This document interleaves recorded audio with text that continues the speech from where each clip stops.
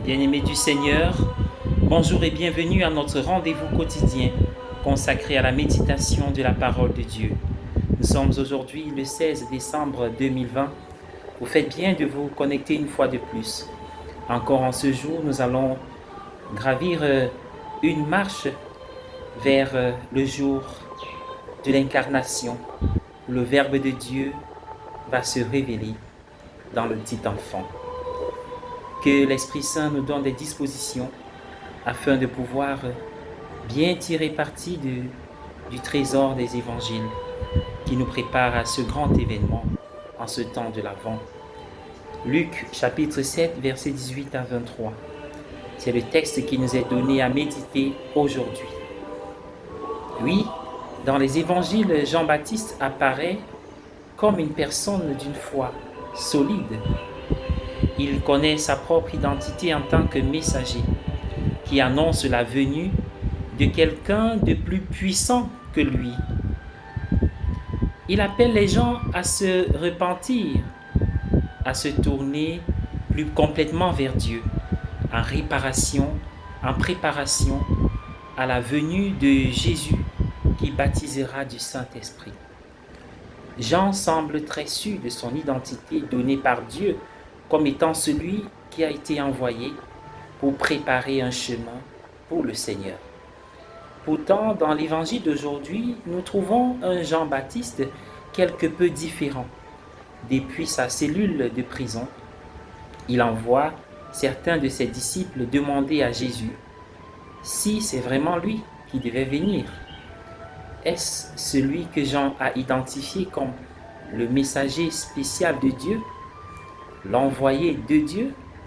Il semble que Jean commençait à avoir des doutes sur l'œuvre de toute sa vie. Il se demandait peut-être s'il avait montré aux gens la bonne direction.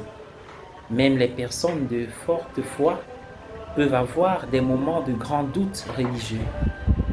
Quelle que soit la force de la foi, des questions inconfortables surgissent qui peuvent nous faire douter de nos convictions religieuses. Cela ne se limite pas seulement dans le domaine religieux, mais dans la vie ordinaire.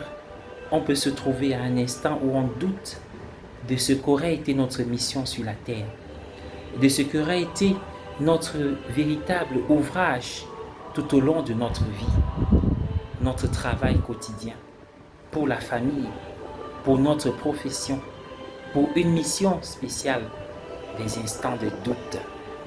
Jean les traverse actuellement. Et cette expérience nous apprend que la foi n'est pas étrangère au doute.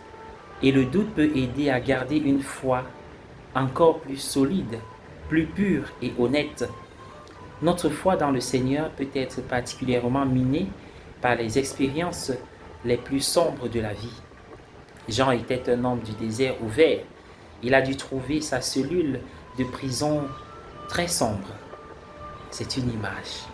En réponse à la question douteuse de Jean, Jésus lui dit en effet, « Regarde tout ce que Dieu fait à travers mon ministère. Ouvrez les yeux et voyez. » Dans les moments de doute, nous avons souvent besoin de regarder à nouveau les nombreuses façons dont le Seigneur agit grandement dans notre propre vie et efficacement, même dans celle des autres.